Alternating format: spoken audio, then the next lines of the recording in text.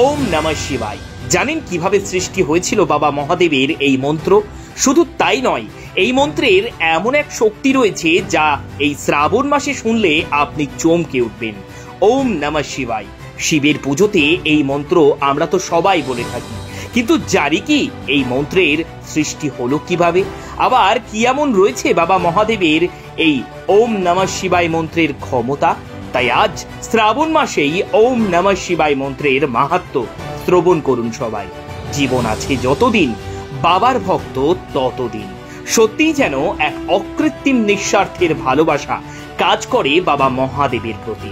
ব্রহ্মা বিষ্ণু মহেশ্বর নিয়ে এই ত্রিভুবন সৃষ্টি হলেও স্বয়ং পালনকর্তা দেবাদিদেব মহাদেব হচ্ছেন সকল ভক্তের অন্তরে অন্তরে।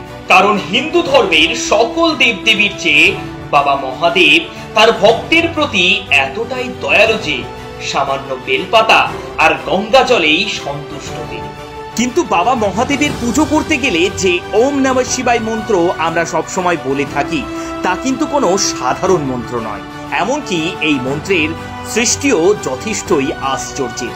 কারণ শিবপুরাণ অনুসারে একদিন ব্রহ্মা ও বিষ্ণু মহাদেবের কাছে সৃষ্টির তত্ত্ব জানতে চান। আর ব্রহ্মা বিষ্ণুর প্রশ্নের উত্তরে মহাদেব বলেন, উৎপত্তি, ভরণ পোষণ, ধ্বংস, হারিয়ে যাওয়া ও মুক্তি, এই পাঁচই হলো সৃষ্টির পাঁচ তত্ত্ব। তিনি বলেন, সৃষ্টি হয় মাটিতে, রক্ষা করে জল, ধ্বংস করে আগুন, হারিয়ে যায় বাতাসে ও মুক্তি মেলে আকাশে।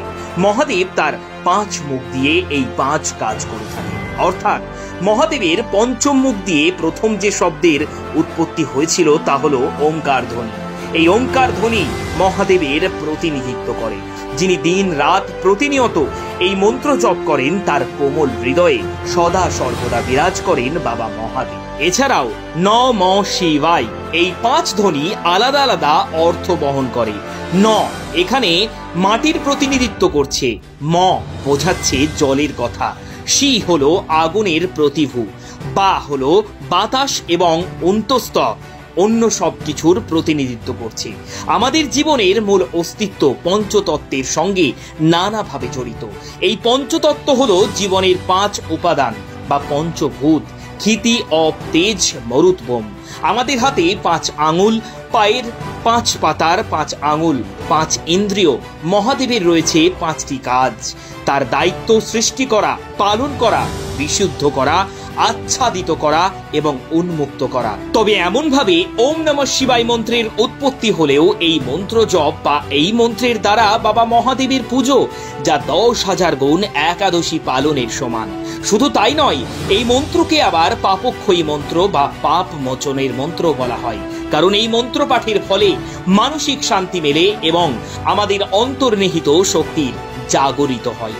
শিব মহামন্ত্র জপ করলে পাপ মুক্তি ঘটে এবং মনের সমস্ত ইচ্ছা পূরণ হয়।